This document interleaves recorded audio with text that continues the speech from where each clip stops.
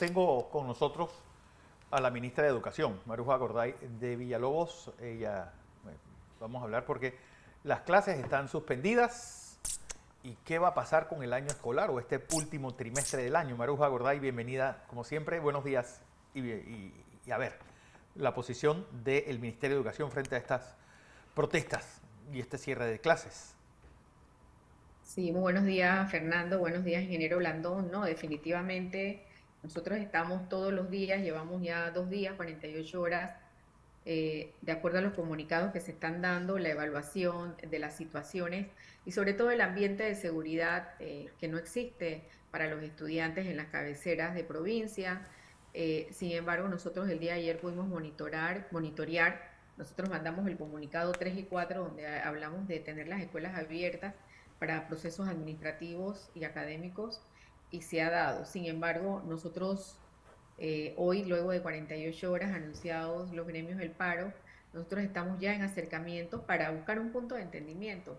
Nosotros sabemos que hay una postura muy vertical en este momento en relación al contrato de la minera, sin embargo, para nosotros es sumamente importante poder tener ese acercamiento y establecer alguna medida de conexión, de comunicación, que, ojo, no se nos ha perdido, pero definitivamente empiezan a pasar los días y empieza el calor de todo esto.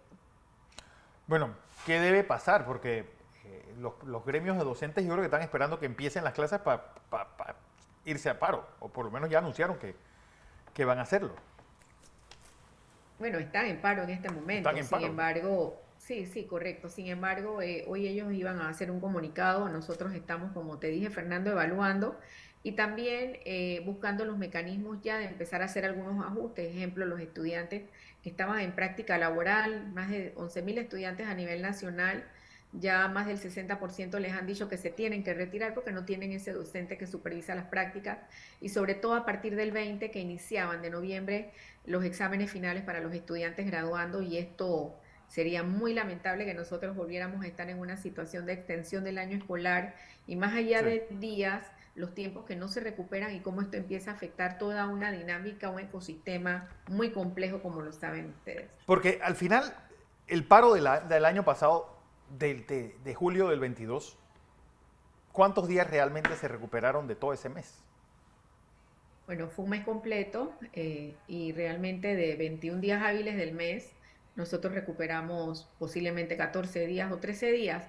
Pero mira, más allá de la recuperación, hace un rato comentaba aquí con una persona que me llamó, lo que se experimenta, los fenómenos sociales que empiezan a experimentarse en eso. Sí, Nosotros tuvimos un significado importante de estudiantes que abandonaron el sistema educativo entre 13 y 15 años. ¿Quiénes son?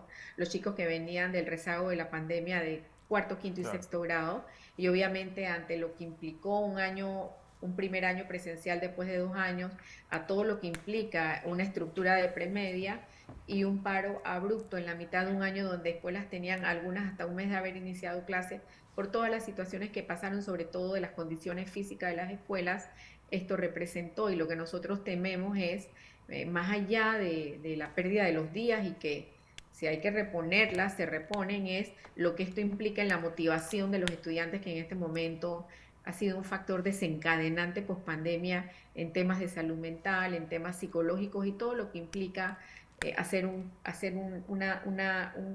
una posición abrupta de suspender clases de un viernes a un lunes. Sí. Y definitivamente esto implica muchos otros temas en un sistema complejo. José. Buenos días, señora ministra.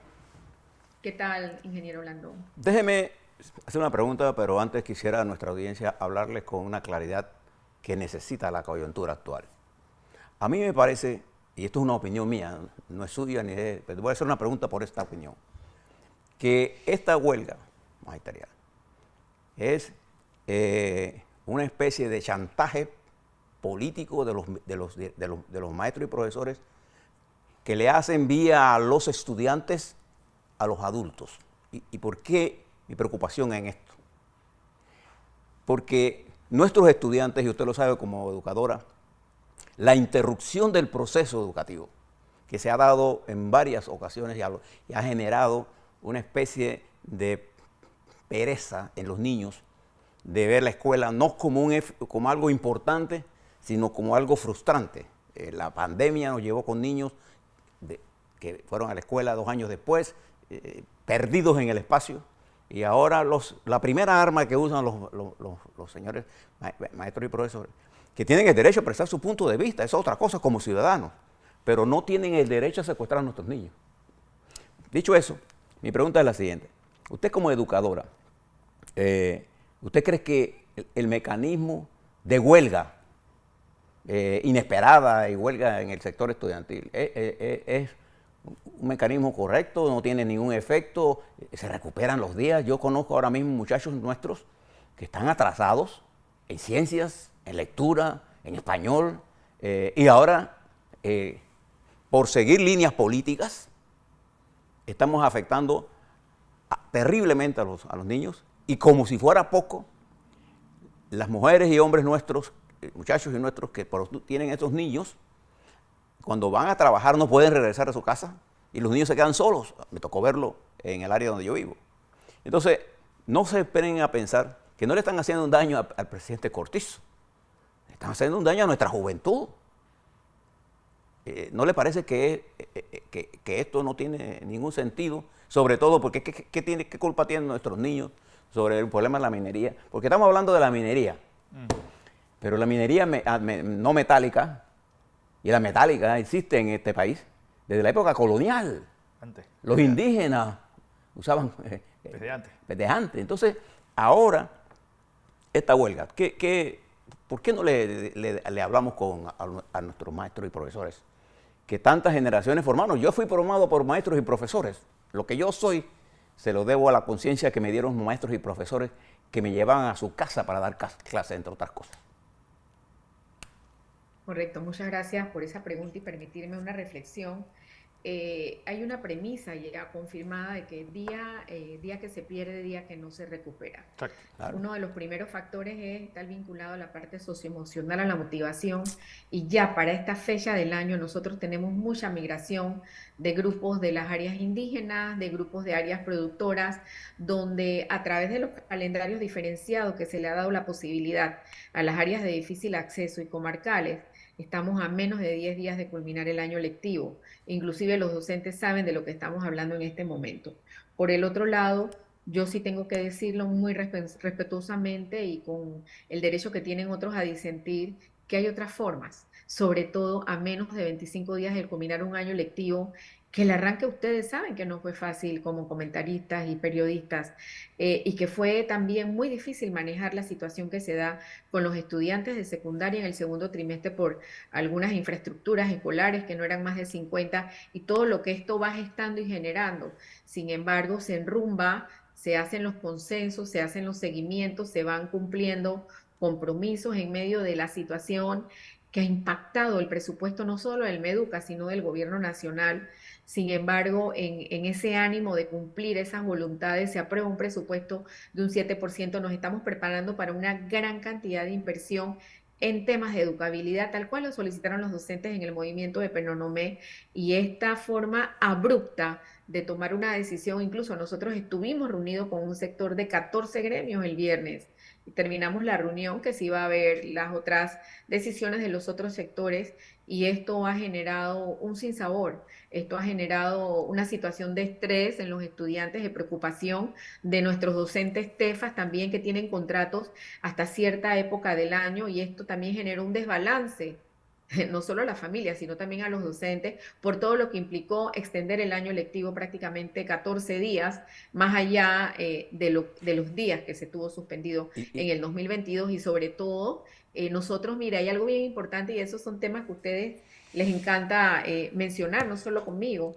Nosotros tenemos el 13 de noviembre el arranque de la prueba ERCE pospandemia. El ERCE es la continuidad del estudio regional comparativo explicativo, y Panamá de forma valiente le dijo UNESCO: sí, vamos a entrar Sí. en ese estudio para saber qué pasó con los niños de primaria, los cortes de tercero, los cortes de sexto, y poder ir calibrando si esas intervenciones han sido pertinentes, oportunas y han sido realmente significativas, porque esa línea base del que dejó la pandemia tenemos que irla midiendo muy de seguro.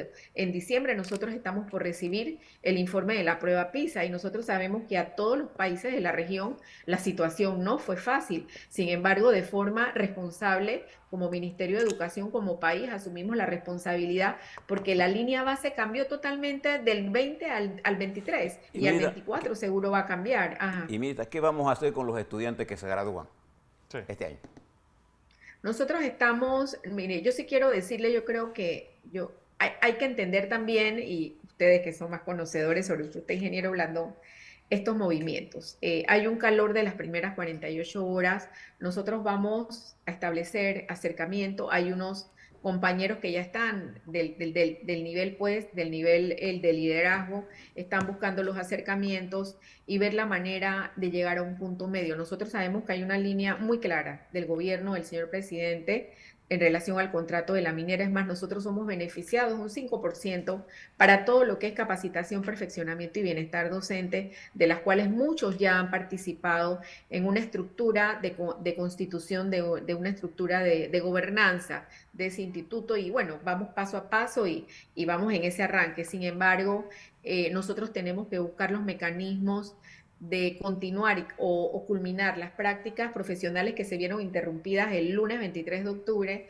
y buscar los mecanismos quizás con otra flexibilidad u otras modalidades para las cabeceras, que es donde estamos teniendo Sí. realmente que no podemos decirle ni a los estudiantes ni a los docentes que se movilicen. Hicimos un llamado a ir a las escuelas, yo tengo que decirlo, ayer me escribió a las 11:40 de la noche un compañero de la directora de una escuela de San Miguelito, me mandó la foto de la maestra así en el bus. Dice, tengo 9 horas de estar en el bus. Obviamente, ante esas situaciones, nosotros le hemos dado esa potestad a nuestros directores regionales de que cada contexto es diferente. Sin embargo, yo te puedo hablar que escuelas de las áreas de Cañazas y de otras áreas distantes de Veragua pudieron dar clase, los chicos pudieron ir, las escuelas se mantuvieron abiertas. Sí. Entonces, es un poquito ver cómo vamos calibrando, porque en medio de toda la geografía y de las características de cada región educativa, pudiéramos tener esa aproximación, pero sí saber, ejemplo, con los estudiantes de cabecera de la ciudad de Panamá Oeste y de Santiago, que es donde están, diría yo, los epicentros de protesta, ver cómo vamos ya generando. Nosotros tenemos una plataforma que nos sirvió en pandemia, pero eso no implica que todos los estudiantes en su casa tengan plataforma. Pero mira, lo más importante, yo le decía al equipo, tenemos la curva del aprendizaje que dejó la pandemia. Tenemos el trabajo que se hizo a nivel de gobierno y a nivel del sector gremial con la situación del año pasado en Penonomé. Yo creo que, yo estoy segura, yo confío en Dios primeramente, yo estoy segura que nosotros vamos a buscar un mecanismo de lograr la paz social y poder llegar a un entendimiento sobre algunos otros temas que no necesariamente están incluidos en esto y no son temas vinculados a educación, pero yo creo que hay que esperar un poquito que baje ese calor para realmente entrar en esa conversación, más que diálogo, que también no es una forma de dialogar y una forma de podernos entender. Nosotros sí seguimos midiendo diariamente, tenemos 1 o 2 reuniones con los regionales, nos conectamos, tratamos de tener ese acercamiento con ellos. Obviamente hay mucha preocupación y los grupos estudiantiles también están empezando a mostrar su preocupación por esta situación. Quedan menos de 20 a 25 Sí, sí. días de culminar el año Nada. lectivo. ¿Qué va a pasar con los desfiles patrios? Mira, hoy, 25 de octubre, nuestros desfiles patrios están todavía en el mapa. Cuando digo todavía es porque nosotros tenemos la posibilidad de manejos, Sí. de ver temas puntuales, de negociaciones posiblemente antes del 30. Sería muy lamentable que después de 2 años de pandemia, con tanto ánimo que hay y con lo que eso representa a nivel de respiro, a nivel de deleite también de los géneros que se presentan en el desfile, con las bandas de las escuelas, con las bandas independientes, con todo eso que impacta el calor patriótico y que se resalta en el mes de noviembre, tener que suspenderlo. Yo creo que sería muy apresurado, pero por eso nosotros tenemos todos que buscar el punto de conversación, el punto de encuentro que yo estoy segura que lo pudiéramos estar logrando en las próximas horas o en los próximos días. Ministra, no podamos despedirnos de usted sin que nos diga qué piensa usted del discurso que pronunció ayer el presidente Cortizo. Bueno, el presidente fue muy claro en cuanto a los antecedentes del contrato de la minera, en cuanto a las decisiones, sobre todo, yo lo anoté aquí porque obviamente fue muy profundo, en cuanto a las decisiones por la cual se tenía que darle continuidad al contrato y ordenar las situaciones que impactaban esa negociación, sobre todo los temas vinculados a inversión, a empleabilidad en el Sí. área donde se desarrolla la actividad comercial, el tema de ingresos, que es vital y sobre todo por la situación que nos deja la pandemia, la secuela de un déficit de más de 4.000 millones. Y yo creo que uno de los temas más importantes es que en esta recaudación empiezan a ser visibles otros panameños, como son el tema del aumento de los jubilados, la situación que sabemos de las personas que ya tienen mucho tiempo de estar jubilados y que en ese momento no había acceso a ciertos montos de pensiones, el tema del programa de IBM que está hablando de una contribución directa de 190 millones, también hay que hablar del tema de reforestación que se está proponiendo en el contrato y creo que aquí el seguimiento que se tiene que dar tiene que ser muy, pero muy de cerca y sobre todo yo sí voy a hacer el énfasis el porcentaje que va a recibir todo lo que está vinculado a las políticas de capacitación, perfeccionamiento, actualización y bienestar docente, que es aproximadamente 20 millones correspondiente al 5% de la recaudación, pues Dios mediante. Entonces yo creo que es importante resaltar que educación está inmerso en esto, en estas posibilidades de tener ingresos y también en estas posibilidades de generar un diálogo para solventar esta situación, sobre todo en un clima de paz social. Esperemos que cunda esa paz social. Maruja Gorday de Queremos. Villalobos, ministra de Educación, gracias por estar con nosotros.